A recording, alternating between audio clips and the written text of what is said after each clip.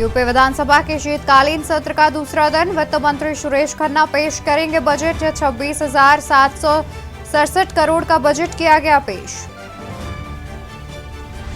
उत्तरकाशी में सुरंग से वापसी के बाद पीएम ने की श्रमिकों से बात। मोदी ने की कर्मचारियों से मन की बात, कहा संकल्प शक्ति और सहायता से मिला नया जीवन। उत्तरकाशी टनल से बाहर निकले यूपी के कई मजदूर, घर में दिवाली जैसा जश्न, परिजनों ने जताया उत्तराखंड की सरकार का आभार। ज्ञानवापी व्यास तहखाने की सुपुर्दगी अधिकार पर फाइनल जुड़ रहे आज। शैलेंद्र व्यास की याचिका पर सुनवाई के बाद फैसला सुरक्षित, आपत्ति पर सुनवाई। अयोध्या में रामलला के प्राण प्रतिष्ठा के लिए तैयार मंदिर, निर्माण के क्रम में परिक्रमा मार्ग की तैयारी पूरी, जल्द ही दरवाजे लगाए जाने का काम होगा शुरू। यूपी में 2 दिसंबर तक बारिश का अलर्ट, चलेंगी तेज हवाएं, छाया रहेगा कोहरा, 10 डिग्री के साथ कई शहर हैं सबसे ठंडी। आप देख रहे हैं के न्यूज, खबरों का सारथी। नमस्कार, मैं हूं आपके साथ अवंतिका अवस्थी। बात करेंगे उत्तर प्रदेश खबरों पर। खबर हम आपको बता दें, जहां पर अनुपूरक बजट को लेकर बोली आराधना मिश्रा। अनुपूरक बजट को लेकर बोली आराधना मिश्रा। बहुत से विभाग में सरकार बजट नहीं खर्च कर पा रही। आंकड़ों में बजट पेश कर अपनी उपलब्धि गिना रही है सरकार। सरकार सिर्फ जनता के साथ छलावा कर रही है। बहुत से विभाग में सरकार बजट नहीं खर्च कर पाई है।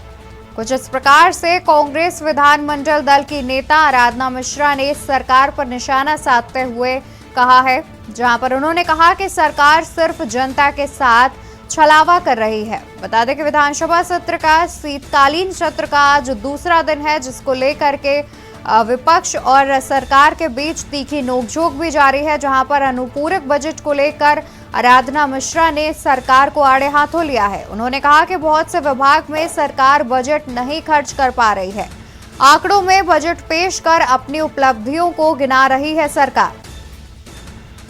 सरकार सिर्फ जनता के साथ छलावा कर रही है। कुछ इस प्रकार से आराधना मिश्रा ने सरकार पर निशाना साधा है। उन्होंने कहा कि बहुत से विभाग में सरकार बजट नहीं खर्च कर पा रही है। आंकड़ों में बजट पेश कर अपनी उपलब्धि गिना रही है सरकार। तो कुछ इस प्रकार से सरकार को घेरते हुए आराधना मिश्रा ने सरकार पर आरोप लगाए हैं, जिस पर उन्होंने कहा कि सरकार सिर्फ आंकड़ों में बजट पेश कर अपनी उपलब्धि दिखा रही है। अनुपूरक बजट को लेकर बोली आराधना मिश्रा। बहुत से विभाग में सरकार बजट नहीं खर्च कर पा रही है। आंकड़ों में बजट पेश कर अपनी उपलब्धि गिना रही है सरकार। सरकार सिर्फ जनता के साथ छलावा कर रही है। बहुत से विभाग में सरकार बजट नहीं खर्च कर पा रही है। आंकड़ों में बजट पेश कर अपनी उपलब्धि गिना रही है सरकार।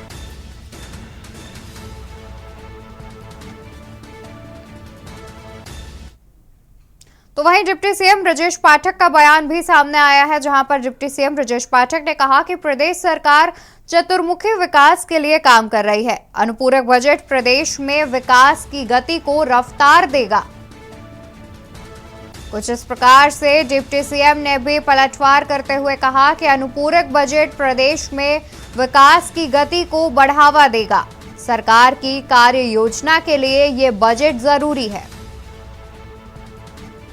प्रदेश सरकार चतुर्मुखी विकास के लिए काम कर रही। अनुपूरक बजट प्रदेश में विकास की गति को रफ्तार देगा। सरकार की कार्य योजना के लिए ये बजट जरूरी।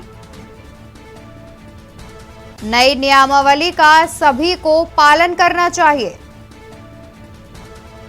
डिप्टी सीएम ब्रजेश पाठक का भी बयान सामने आया है, जिस पर डिप्टी सीएम ब्रजेश पाठक ने कहा कि प्रदेश सरकार चतुर्मुखी विकास के लिए काम कर रही है। अनुपूरक बजट प्रदेश में विकास की गति को रफ्तार देगा। सरकार की कार्य योजना के लिए ये बजट जरूरी। प्रदेश सरकार चतुर्मुखी विकास के लिए काम कर रही है। अनुपूरक बजट प्रदेश में विकास की गति को रफ्तार देगा। कुछ इस प्रकार से डिप्टी सीएम ब्रजेश पाठक ने भी सरकार के पक्ष में अपनी बात रखते हुए ये बातें मीडिया से कही हैं, जिसमें उन्होंने कहा कि नई नियमावली का सभी को पालन करना चाहिए। खबर लखनऊ से आपको बता दें, जहां पर शिक्षक भर्ती अभ्यर्थियों का प्रदर्शन सामने आ रहा है, जहां पर बता दें कि 69,000 शिक्षक भर्ती अभ्यर्थियों का प्रदर्शन।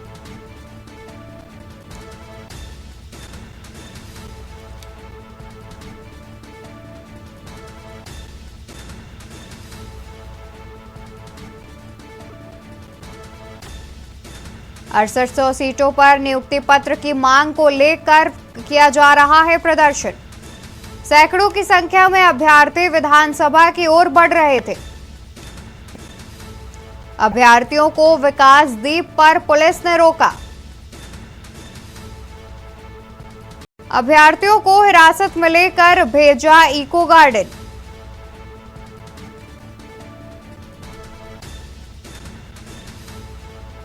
खबर राजधानी लखनऊ से, जहां 6800 सीटों पर नियुक्ति पत्र की मांग को लेकर हो रहा है प्रदर्शन।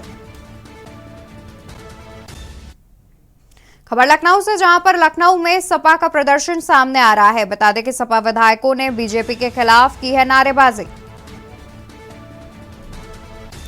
सपा विधायकों ने बीजेपी के खिलाफ की है नारेबाजी। महंगाई, बेरोजगारी, आरक्षण सहित कई मुद्दों को उठाया। चौधरी चरण सिंह की प्रतिमा के पास की गई नारेबाजी। लखनऊ में सपा का प्रदर्शन। सपा विधायकों ने बीजेपी के खिलाफ की जमकर नारेबाजी। महंगाई, बेरोजगारी और आरक्षण सहित कई मुद्दों को उठाया गया। चौधरी चरण सिंह की प्रतिमा के पास नारेबाजी करते हुए समाजवादी पार्टी ने बेरोजगारी, महंगाई और कई अहम मुद्दों को भी उठाया। खबर आपको राजधानी लखनऊ से बता रहे हैं, जहां पर समाजवादी पार्टी का प्रदर्शन देखा जा रहा है।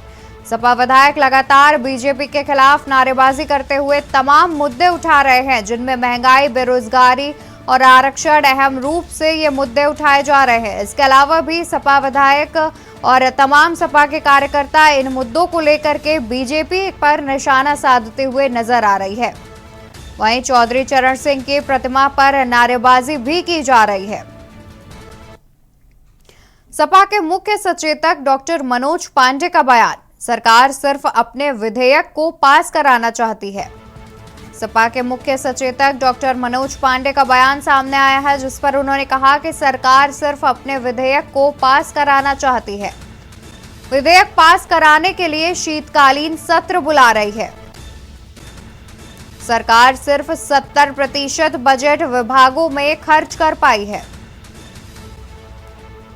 विधेयक पास कराने के लिए शीतकालीन सत्र बुला रही है सरकार। सरकार सिर्फ 70% बजट विभागों में अभी तक खर्च कर पाई है। सरकार कहीं 16% तो कहीं 18% ही बजट खर्च कर पाई है, तो वहीं कहीं सरकार 20% बजट ही खर्च कर पाई है। कुछ इस प्रकार से सपा के मुख्य सचेतक डॉक्टर मनोज पांडे ने बयान दिया है। उन्होंने कहा कि सरकार सिर्फ अपने विधेयक को पास कराना चाहती है। विधेयक पास कराने के लिए शीतकालीन सत्र बुलाया गया है। सरकार सिर्फ 70% बजट विभागों में खर्च कर पाई है। विधेयक पास कराने के लिए शीतकालीन सत्र बुला रही है। तो वहीं खबर जौनपुर से सामने आ रही है। खबर जौनपुर से बता दें, जहां पर तेज रफ्तार कार का कहर देखने को मिल रहा है। तेज रफ्तार कार का कहर, कार ने दुकान पर बैठे लोगों को रौंदा। खबर जौनपुर से, जहां तेज रफ्तार का कहर देखने को मिला है। कार ने दुकान पर बैठे लोगों को रौंदा।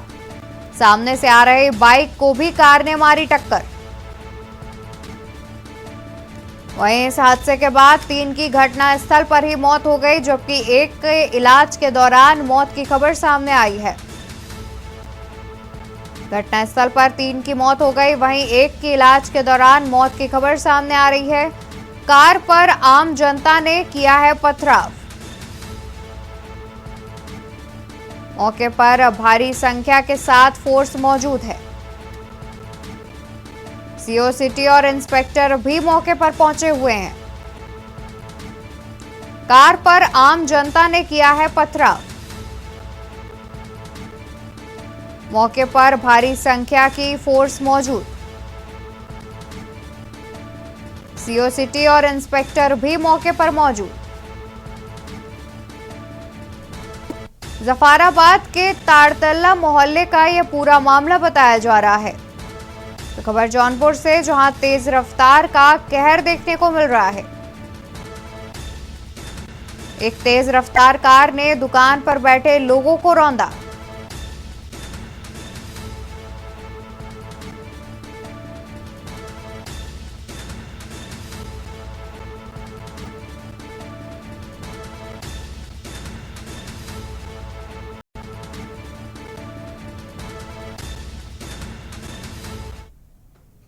तो खबर वही हमीरपुर से आपको बता दें, जहां पर सड़क हादसे में दरोगा की मौत हो गई, तो वही एक घायल बताया जा रहा है। घायल दरोगा को कानपुर के हैलेट के लिए किया गया था रेफर।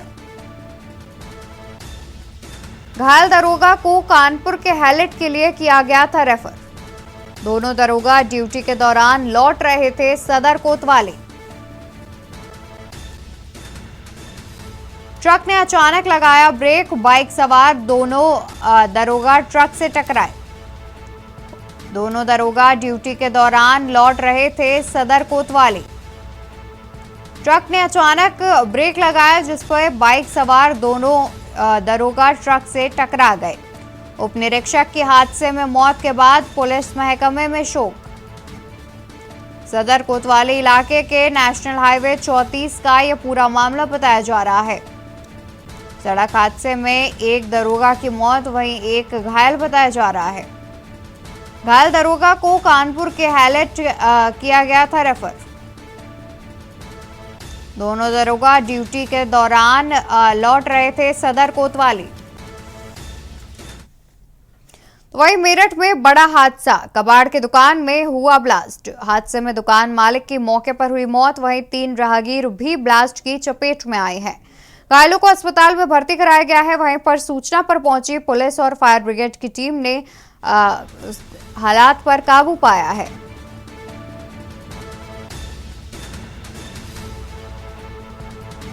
कबाड़ की दुकान में हुआ ब्लास्ट। हादसे में दुकान मालिक की मौके पर हुई मौत। 3 राहगीर भी ब्लास्ट की चपेट में आए। 3 राहगीर भी ब्लास्ट की चपेट में आए।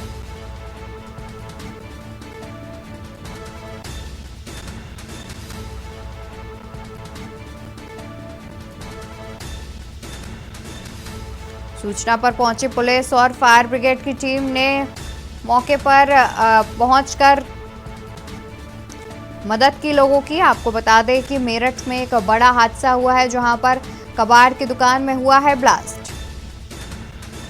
कबाड़ की दुकान में ब्लास्ट की खबर सामने आ रही है।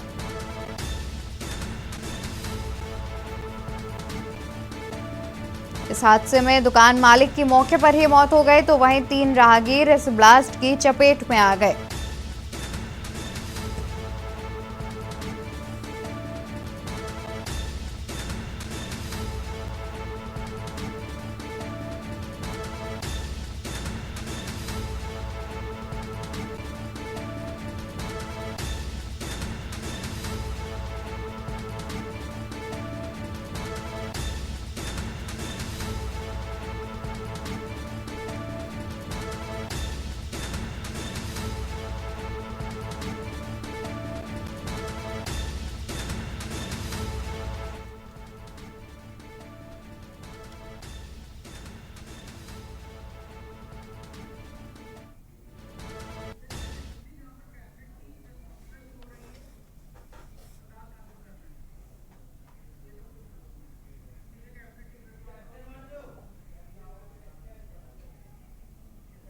तो वहीं अब रुख करेंगे कैबिनेट की प्रेस वार्ता का। और हमारे जो दिल्ली चलते हैं और दिल्ली पे रुख बहनें करेंगे हैं, चलकर कैबिनेट की उनको प्रेस वार्ता का। ड्रोन के माध्यम से फर्टिलाइजर और पेस्टिसाइड स्प्रे करने में उनको आय के साधन भी बनेंगे।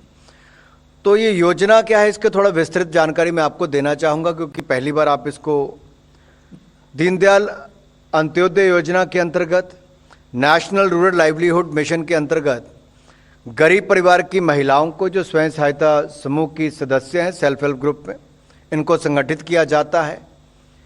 फिर वर्तमान में जैसे मैंने कहा कि 10 करोड़ महिलाएं इन 89 लाख सेल्फ हेल्प ग्रुप की जो सदस्य हैं, इनको सेल्फ हेल्प ग्रुप को एक विलेज ऑर्गेनाइजेशन बनाया जाता है और इसमें सम्मिलित किया जाता है। फिर ऐसे ही जो विलेज ऑर्गेनाइजेशन देश भर में है, उनको क्लस्टर लेवल फेडरेशन में समाहित किया जाता है। तो देश भर में लगभग 89,000 विलेज ऑर्गेनाइजेशन है और 31,000 के लगभग क्लस्टर लेवल फेडरेशंस हैं। इनमें से 15,000 15,000 स्वयं सहायता समूह का चयन किया जाएगा, जो ड्रोन जिनको उपलब्ध करवाए जाएंगे। मार्च 2024 तक 500 ड्रोन जो हैं वो ये जो अग्रणी उर्वरक कंपनी हमारी है वो अपने संसाधनों से उनको उपलब्ध कराएगी और अगले 2 वर्षों में 14,500 ड्रोन केंद्रीय सहायता से उपलब्ध करवाए जाएंगे। कृषि के लिए जो ड्रोन की एक्सेसरीज हैं, उनमें लागत ड्रोन प्लस जो इसके बाकी कंपोनेंट्स हैं, उसको कुल मिलाकर लगभग 10 लाख रुपए का खर्च आता है। इसका 80% तक अधिकतम यानी कि 8 लाख रुपए तक भारत सरकार केंद्रीय सहायता के रूप में देगी और जो बाकी 2 लाख रुपया जो 20% बचता है, उसको एग्रीकल्चर इंफ्रा फाइनेंसिंग फैसिलिटी, इससे लाभ उठाया जा सकता है, जिसमें 3% की इंट्रेंस सबवेंशन भी है। ड्रोन के उपयोग के लिए 10 से 15 गांव का एक क्लस्टर बनाया जाएगा, जिसमें लगभग 1,000 हेक्टेयर भूमि कृषि योग्य उपलब्ध होगी। कमर्शियल क्रॉप्स की खेती वाले क्षेत्र को इसमें प्राथमिकता दी जाएगी और क्लस्टर के गांवों में गठित जो सेल्फ हेल्प ग्रुप हैं, वो एक स्वयं सहायता समूह का चयन ड्रोन ऑपरेशन के लिए किया जाएगा। अब ये जो महिलाएं जो चुनी जाएंगी सेल्फ हेल्प ग्रुप में से, इनमें से किसी एक महिला को जो 10वीं कक्षा कम से कम पास हो, एक मेंबर को ड्रोन सखी के रूप में रखा जाएगा। 15 दिन की ट्रेनिंग दी जाएगी। 5 दिन इनको ड्रोन उड़ाने की ट्रेनिंग दी जाएगी, तो 10 दिन ट्रेनिंग खेतों में जो न्यूट्रिएंट्स और पेस्टिसाइड्स के उपयोग के संबंध में ट्रेनिंग दी जाएगी। कुल मिलाकर इनकी 15 दिन की ट्रेनिंग होगी। इन स्वयं सहायता समूह को क्लस्टर की लगभग, जो मैंने 1,000 हेक्टेयर कहा, तो लगभग 2,500 एकड़ वो भूमि बनती है। मैं ड्रोन सर्विसेज उपलब्ध कराने पर सालाना लगभग 9,60,000 रुपये की आमदन होगी। अब महिला ड्रोन पायलट को प्रतिमाह 15,000 रुपये का मानदेय दिया जाएगा। ड्रोन पायलट के सपोर्ट के लिए एक को पायलट या असिस्टेंट के रूप में कार्य करेगा, जिसे प्रतिमाह लगभग 10,000 रुपया उपलब्ध कराया जाएगा, मानदेय दिया जाएगा। स्वयं सहायता समूह के अन्य सदस्य या समूह के परिवार के सदस्यों को ड्रोन के मेंटेनेंस और रिपेयर के लिए ट्रेनिंग दी जाएगी, जिन्हें लगभग 5,000 रुपये प्रतिमाह का ये पैसे मिलेंगे उनको। और सभी खर्चों के बाद स्वयं सहायता समूह का एक अपना आय लगभग 1,00,000 सवा लाख रुपए के लगभग बनेगा। योजना के क्रियान्वयन के लिए हमारी जो फर्टिलाइजर क्षेत्र की पीएसयू है, उसको सेंट्रल नोडल एजेंसी के रूप में नॉमिनेट किया जाएगा। Central nodal agency drone supplier को एम्पैनल करेगी और एम्पैनल ड्रोन सप्लायर से ये जो हमारी फर्टिलाइजर कंपनी है, ड्रोन खरीदकर क्लस्टर लेवल फेडरेशन के माध्यम से सेल्फ हेल्प ग्रुप को उपलब्ध करवाएगी। ड्रोन के अवेयरनेस और डिमॉन्स्ट्रेशन का कार्य एग्रीकल्चर टेक्नोलॉजी मैनेजमेंट एजेंसी एवं कृषि विज्ञान केंद्रों के द्वारा किया जाएगा। योजना के क्रियान्वयन के लिए कोई दिक्कत ना आए, कोई मुश्किल ना आए, तो इसके लिए जो हमारे सचिवों की एक एम्पावर्ड कमेटी बनाई जाएगी। इस योजना पर मार्च 2026 तक 1261 करोड़ रुपया खर्च किया जाएगा। इस योजना के क्रियान्वयन से देश के ग्रामीण क्षेत्रों में रहने वाली हमारी बहनों को, जहां एक और उनका चयन सेल्फ हेल्प ग्रुप के माध्यम उनके सदस्य के रूप में किया जाएगा, इनकी आय भी होगी। ड्रोन पायलट, को पायलट या असिस्टेंट के रूप में काम करेंगी और इनको जो रिपेयर मेंटेनेंस इसकी भी ट्रेनिंग दी जाएगी और फर्टिलाइजर स्प्रे, पेस्टिसाइड स्प्रे करके इनकी आय के साधन भी इससे बनेंगे। तीसरा विषय जो है वो 16वें वित्त आयोग का है, 16th फाइनेंस कमीशन का है।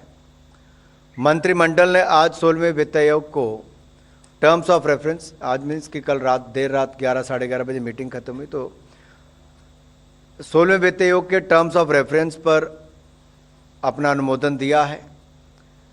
संविधान के अनुच्छेद 280(1) के अनुसार हर 5 वर्ष की अवधि पूर्ण होने पर एक वित्त आयोग का गठन किया जाता है और 15वें वित्त आयोग का गठन जो अभी चल रहा है उसका गठन 27 नवंबर 2017 को किया गया था, जिसको 2021 से लेकर 2025 तक यानी कि 5 वर्ष की अवधि के लिए किया गया था। लेकिन कोविड के समय थोड़ी दिक्कत आई तो उसके करके उसकी अवधि को 1 वर्ष और बढ़ा दिया गया था। तो इसका कार्यकाल 2026-31 मार्च तक है।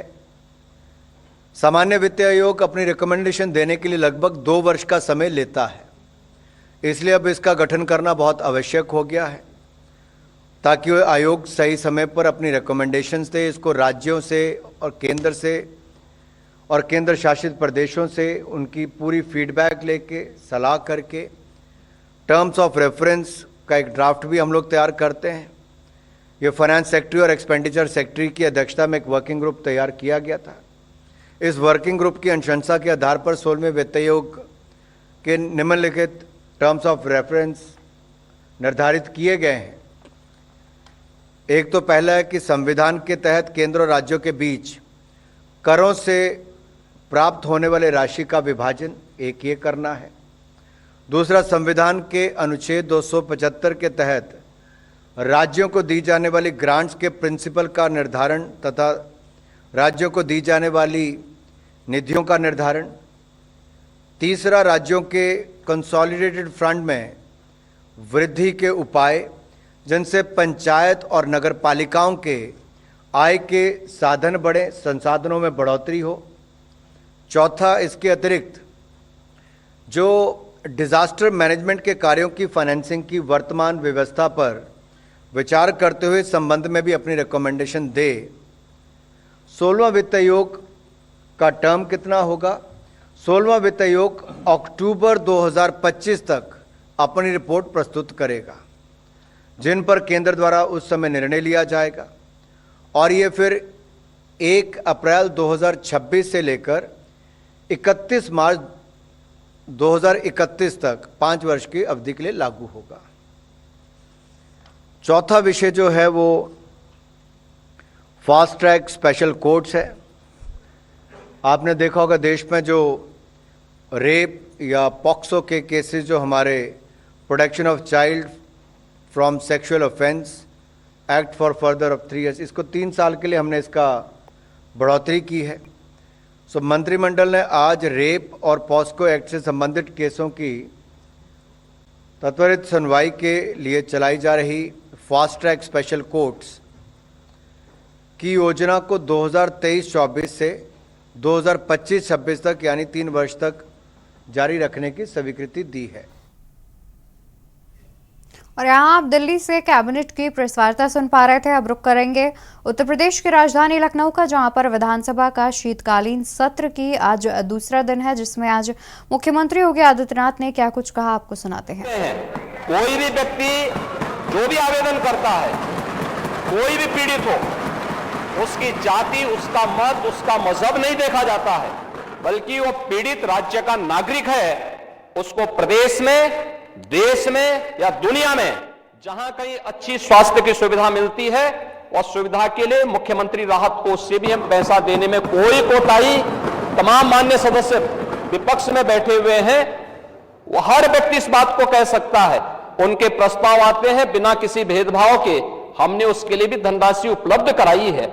आयुष्मान भारत और मुख्यमंत्री जन आरोग्य योजना भी है। हम आभारी हैं आदरणीय प्रधानमंत्री जी के, जिन्होंने आयुष्मान भारत जैसी योजना दी, जिसमें हर गरीब से गरीब व्यक्ति भी आज अपना उपचार किसी भी अच्छे कॉर्पोरेट हॉस्पिटल में भी करा सकता है, और देश में भी करा सकता है, दुनिया में भी कहीं भी करा सकता है।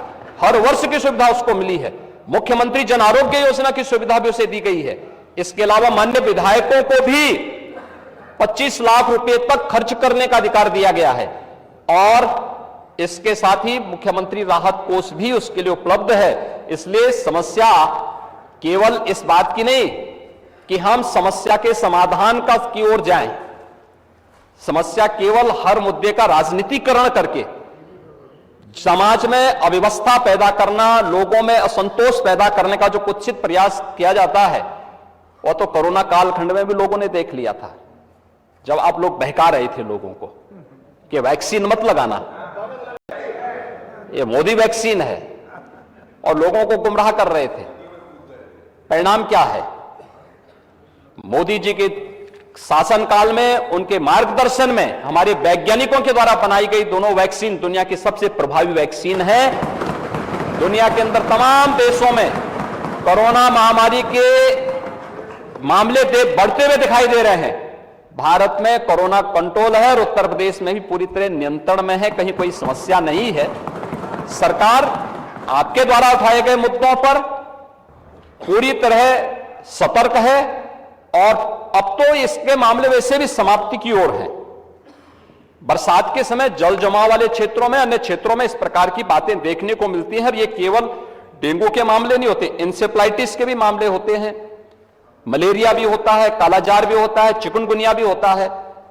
तो आपकी जानकारी के लिए, हो सकता है कि काफी दिन हो गए मंत्री पद से हटे हुए, तो आप भूल गए होंगे, तो आपके संज्ञान में लाने के लिए हमने दिया था। इधर रहते तो हो सकता है कि कुछ लॉलीपॉप मिल भी जाता, लेकिन वहां रहकर के वो कभी नहीं मिलना। मैंने माननीय नेता प्रतिपक्ष को सुना, माननीय लालजी वर्मा जी को सुना, माननीय मंत्री जी को सुना। ये नियम 56 के अंतर्गत नहीं है। अध्यक्ष महोदय, अध्यक्ष महोदय, माननीय नेता सदन की मैंने बात सुनी, और वो लगा कि थोड़ी देर के लिए लगा कि वो MBBS डिग्री हासिल किए हुए हैं, डॉक्टर लगे। वेक्टर बोर्न डिजीजेस के बारे में उन्होंने चर्चा की। मैं केवल 2 घटनाएं बताना चाहता हूं राजधानी लखनऊ की, और इनकी सरकार की नाकामी, इनके हॉस्पिटल्स की व्यवस्था, डॉक्टर्स का इंतजाम।